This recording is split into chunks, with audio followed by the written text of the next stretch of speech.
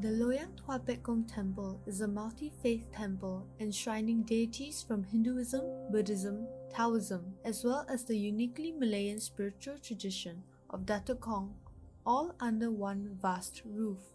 With multiple religions housed on the same grounds, the Tua Pek temple reflects religious harmony in Singapore. Whilst the temple is divided into sections for Taoism, Buddhism, Hinduism, and Datuk Kong, the overall layout does not differ much from other conventional temples. The sections are distinguished by interior architecture styles that reflect their religious traditions, including lotus motifs for Buddhism and the yin-yang symbol for Taoism, as well as stone panels depicting scenes from traditional Chinese culture.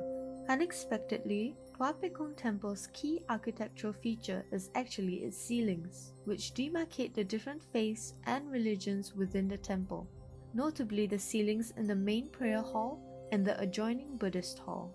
The temple's main prayer hall houses the presiding deity Tua Pek Kong, also known as the god of prosperity. The deity statue sits at the center of the main altar.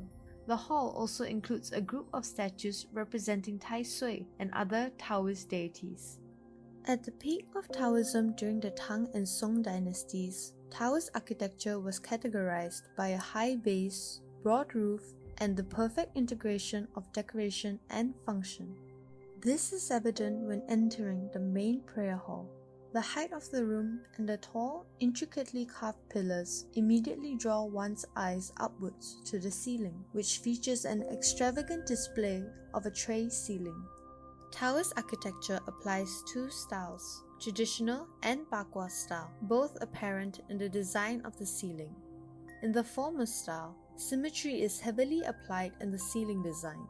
Between pillars, the ceiling has 8 recesses that are geometric and celestially decorated. The placement of these 8 recesses is based on a quadrangle design that mimics the layout of a typical Taoist temple. The ceiling layout adopts the form of a traditional Chinese courtyard, with the divine hall represented by the central alcove on the mean axis, and rooms such as a reception room and living room on both sides. In the perspective of geomancy, this layout style is believed to help create harmony in the environment. Concurrently, the octagonal shape of the structures is also definitive of the Bakwa style. The central alcove in the ceiling is 8-sided, which holds special meaning in the Taoist doctrine, where the octagon holds symbolic value.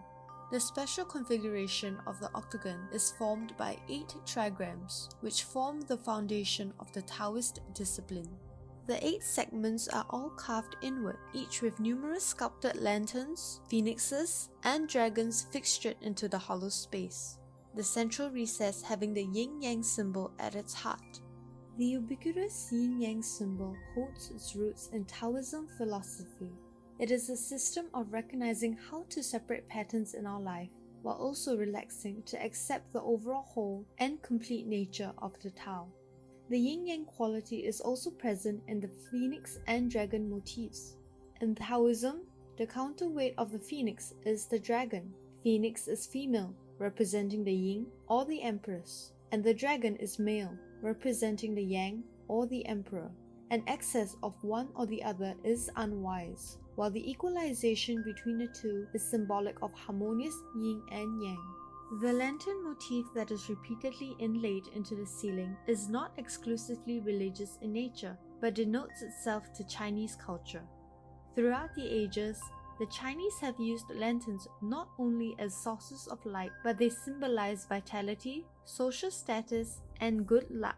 The most prominent connection between Taoism and lanterns is the Lantern Festival, which is the celebration of the first full moon of the year and the birthday of Tian Guan. According to tradition, lanterns were lit up to please the officer of light in heaven, and he would bring good fortune for the people. It is very apt that these are the key motifs placed on the ceilings: the lantern, phoenix, and dragon connoting to the ideas of sky, flight, and heaven, while the use of gold, which is an elementary substance in Taoism, gives weight to the ceiling, offering the piece a sense of balance.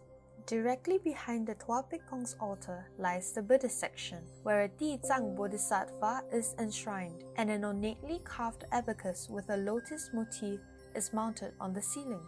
The abacus was made such that the pilgrims who came here could share the wealth given by the deity. Upon entering this section, the biggest differences would be the drop in ceiling height. In 2003, a senior carver from Taiwan was invited to make this giant abacus for the Tua Pek Kong temple. The carving took 4 years to complete. The entire abacus is suspended from the ceiling and requires strong steel nails to support the whole carving.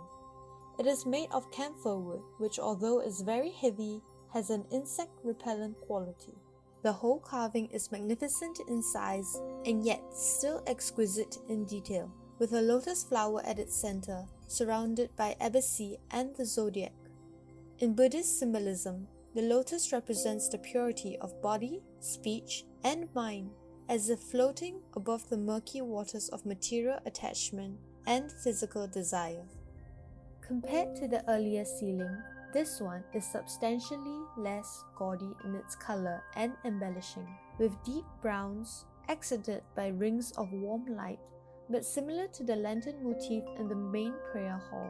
The wheel-like structure of this carving may not be exclusively religious in nature, but can also denote itself to Chinese culture. The whole carving is very revering with its large scale and ornate details. It is also modeled after a wheel, which is one of the oldest symbols in Buddhism.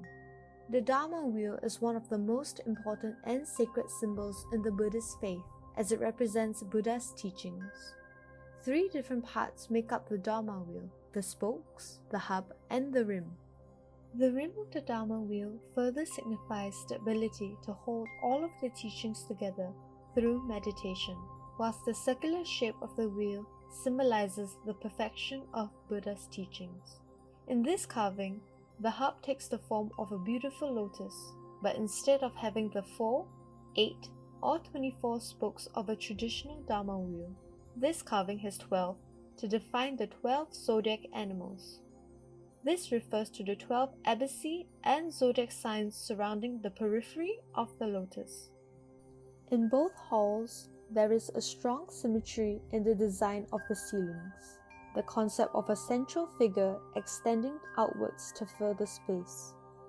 Originating from ancient Zulitry and even predating Buddhism, the zodiac plays an essential role in Chinese culture. The 12 Chinese zodiac animals in the cycle are not only used to represent years, but also believed to influence people's personalities, careers, compatibility, marriage, and fortune. The abacus of fortune's purpose is to envelop its devotees in fortune and prosperity. As the carving is totally out of reach to devotees, the temple commissioned the creation of a much smaller replica that is embedded in the ground. This way, devotees can encircle and touch the object whilst making their prayers. In terms of functionality, both sides are equally ornate, yet impractical, as they are only meant for the eyes, out of reach from the devotees. However, this is precisely the intention and beauty of installing them as part of the ceilings, having the gods and heavens look down upon the temple. Objectively and symbolically, neither would be as effective on any other surface as well. To conclude, it can be said that the ceiling in the main prayer hall and that in the Buddhist section differ greatly in architectural style, tradition, symbolism, and intention, but both are still heavily intertwined with its respective religiosity as well as Chinese culture, beliefs, and imagery. From a small makeshift altar, Loyang Tua Pek Temple has made its mark to be one of the most unique and popular Taoist temples in Singapore. It is not only a place for devotees to go and pray, but also where people may look up into the heavens.